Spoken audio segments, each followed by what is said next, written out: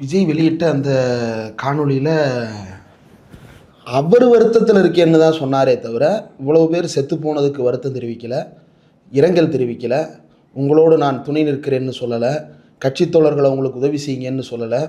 அது என்ன மனநிலைன்னா, நான் தான் அவனுக்கு 20 லட்ச ரூபா கொடுத்துட்டேன்ல, அப்புறம் என்ன அப்படின்ற ஒரு எகத்தாளமான, ஒரு திமிருத்தனமான, பண்ணையார்த்தனமான ஒரு பாடி லாங்குவேஜ் தான் அந்த பேச்சு.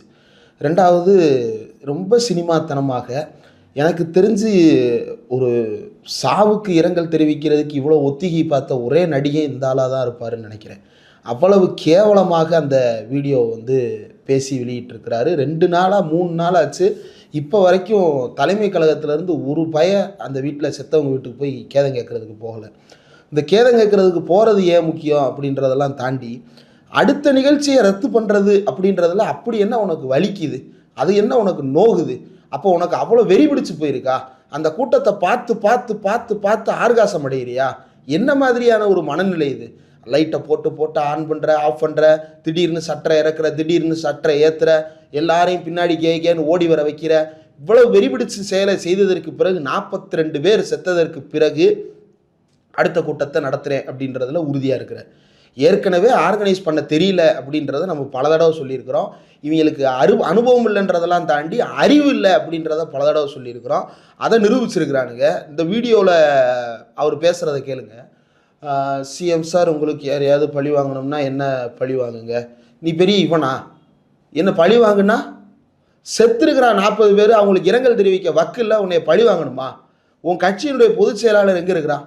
உன் கட்சியினுடைய மற்ற தலைவர்கள்லாம் எங்கே இருக்கிறாங்க? ஏன் யாருமே இன்னும் ரோட்டுக்கு போய் அவங்கள பார்க்கல? ஏன்னா பார்க்க போனால் வண்டவாளம் தண்டவாளம் ஏறிடும். உனக்கு குற்ற உணர்ச்சி, நம்ம தான் அந்த கொலையை பண்ணிட்டோம், அதனால அங்கே போனோம்னா சரியாக இருக்காது. பிடிச்சி சட்டையை உலுக்கி கேள்வி கேட்பாங்க மக்கள். உன்னைய பார்க்க தானே வந்தான், என் பிள்ளை இப்படி செத்துட்டானே, இப்படி சாவு கொடுத்துட்டே அப்படின்னு சட்டையை பிடிச்சி உழுக்குவான்.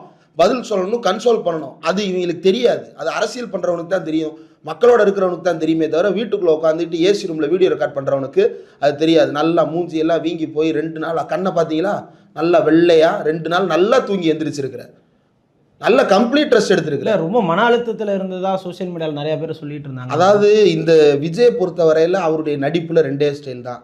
ஏன்னு சத்தமாக பேசுறது, என்னங்க நான் உன்னை அடிச்சிருவேன்ப்பா, அப்பா என்னப்பா இப்படி பேசுறது, அப்புறம் நான் உன்னை அடிச்சிருவேன்ப்பா என்ன இப்படி பேசுகிற அப்படின்றது. இந்த 2 டோன் தான்.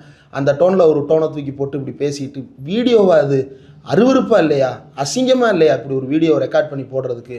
அப்புறம் அந்த கட்சியில் இவர் ஏன் போய் பார்க்கலன்னு கேட்டதுக்கு இவர் போகாததுக்கு காரணம் மறுபடியும் அசம்பாவிதம் நடந்துடும். ஏன் புஷி ஆனந்த் போக வேண்டியதானே? ஏன் மாவட்ட செயலாளர் இருப்பாங்க? தலைமறைவாக இருக்கிறாங்க மாவட்ட செயலாளர். மற்ற ராஜ்மோகன் எங்க? பல பேர் தெரிஞ்சாங்களே செய்தி தொடர்பாளர், ஏன் ஒரு பய போல? அப்போ மக்களுக்கு எந்த விதமான ரெஸ்பான்சிபிலிட்டியும் இவன் எடுத்துக்கிட தயாராக இல்லை. இப்படி ஒரு ஆள் தமிழ்நாட்டு அரசியலில் இருக்கிறது தமிழ்நாட்டு அரசியலுக்கு ரொம்ப ரொம்ப ஆபத்தானது.